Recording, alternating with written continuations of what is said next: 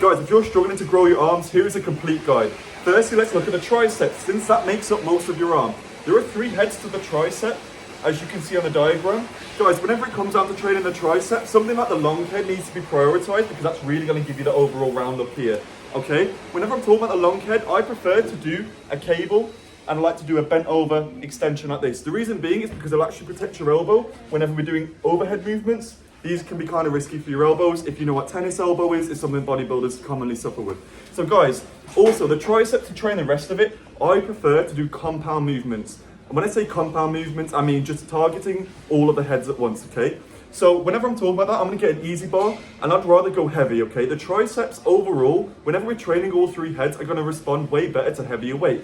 Guys, some of you guys, when you're doing these light reps and you're not getting the intensity, you're doing nothing.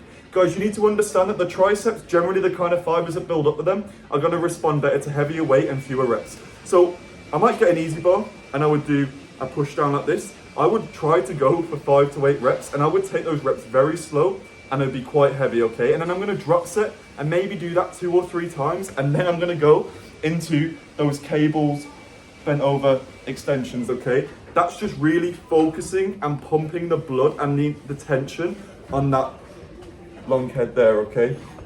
Guys, next, I wanna talk about the shoulders. 60% of your shoulders are type 1 muscle fibers. What that means is that 60% of your shoulder is going to grow better whenever you're using a lighter weight, okay? The other 40% that's building up your shoulders is going to respond better to heavier weight. But guys, I'm not saying to go and do a 12 set and then go and do a 5 set. That's pointless. You need more energy for the heavy set, okay? So I would recommend for the side delts, for example, to go and do 5 to 8 reps, really heavy, maybe even drop set that if you have the energy, and then go into a 12 set, okay, to get those other fibers in your shoulder. Guys, heavy weight takes the energy out of you.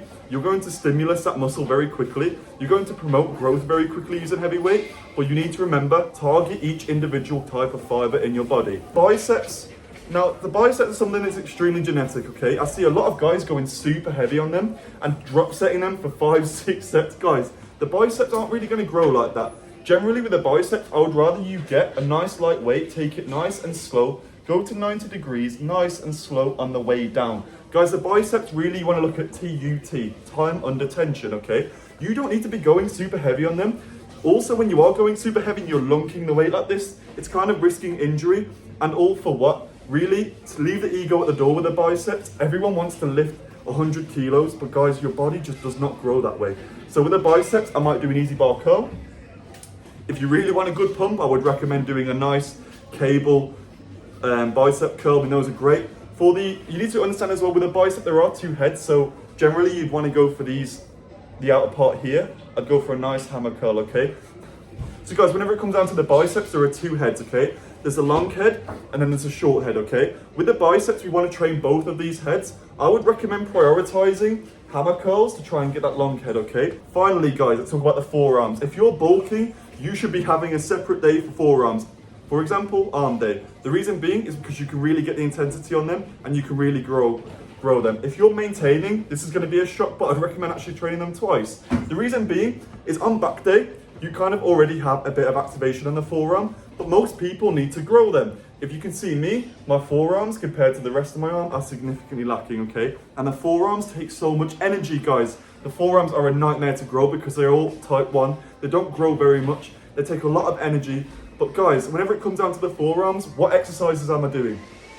Guys, for the forearms, generally, I'm gonna talk about farmer walks, and I'm really kind of doing these sort of twisty motion here with an 8 kilogram dumbbell. I'm really just gonna focus on drop setting the farmer walks, getting the most pump, getting that blood flowing in them, and you just keep going, okay?